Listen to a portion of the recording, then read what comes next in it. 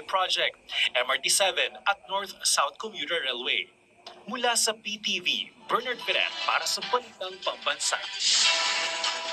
Paano nga ba humantong sa sitwasyon nalagay sa bingit ng kamatayan ng OFW na si Mary Jane Veloso na ang tanging hangad lang ay maghanap buhay para sa pamilya?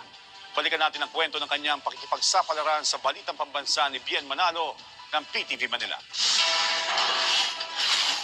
April 18, 2010, nang aluki ng overseas Filipino worker na si Mary Jane Veloso ng kanyang kaibigang si Maria Cristina Tintinserio ng trabaho sa Malaysia bilang domestic helper matapos magtrabaho sa Dubai bilang isang domestic helper. April 21, tumulak patungong Malaysia ang dalawa pero napurnada ang trabaho para kay Veloso. Saka lumipad si Veloso patungong Indonesia. April 25, inaresto si Mary Jane ng Indonesian authorities sa Adisot Jipto International Airport sa Yogyakarta, Indonesia matapos mahulihan ng 2.6 kilo ng heroin. Inilihim ni Sergio sa pamilya Veloso ang tunay na nangyari pero kalaunan ay ipinagtapat na ni Veloso na nakakulong siya pero hindi sinabi ang tunay na dahilan. Binantaan umano ni Sergio ang pamilya ni Veloso na malalagay sa panganib ang kanilang buhay kung hindi sila mananahimik dahil bahagi umano si Mary Jane ng isang malaking international drug syndicate.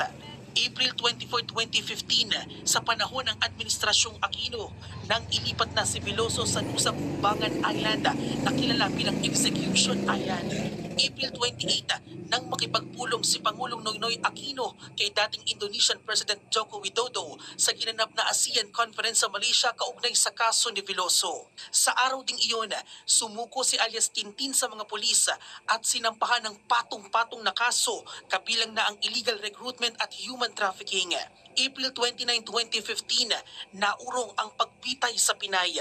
Matapos ang halos 5 taon, hinatulan ng Nueva Ecija Court si Sergio ng large-scale illegal recruitment kasama ang 3 pang babae. At sa pagupo ng Marcos Administration, August 31, 2022, muling binuksan ni Pangulong Ferdinand R. Marcos Jr. ang kaso ni Veloso sa kanyang state visit sa Indonesia.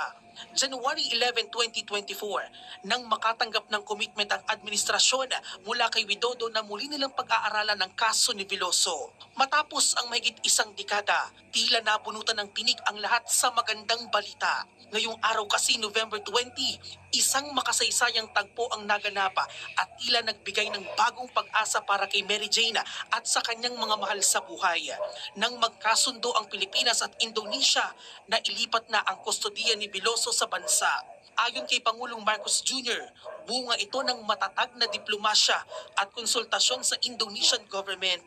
At sa inaasahang pagbabalik ni Mary Jane Veloso sa bansa, nauna ng tiniyak ng gobyerno sa pangunguna ng Department of Migrant Workers ang tulong para kay Mary Jane at sa pamilya nito.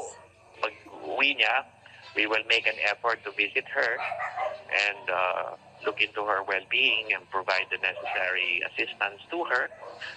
Whatever is needed under the circumstances. Sa pamilya Veloso, makakasiguro po kayo ng patuloy namin tulong at suporta sa inyo. At nandito po kami para gabayan at alalayan po kayo. Mula sa PTV Manila, Bien Manalo,